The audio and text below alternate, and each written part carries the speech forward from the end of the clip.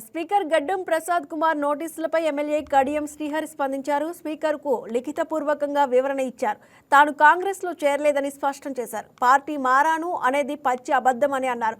కావాలనే తనపై బురద జల్లే ప్రయత్నం చేస్తున్నారని ఆవేదన చెందారు. తాను పార్టీ మారానంటూ చేస్తున్న ప్రచారం అసత్యమని చెప్పారు. తాను బీఆర్ఎస్ సభ్యత్వం రద్దు చేసుకోలేదని, కాంగ్రెస్ పార్టీలో చేరుతానని తాను ఎక్కడా చెప్పలేదని స్పష్టం చేశారు.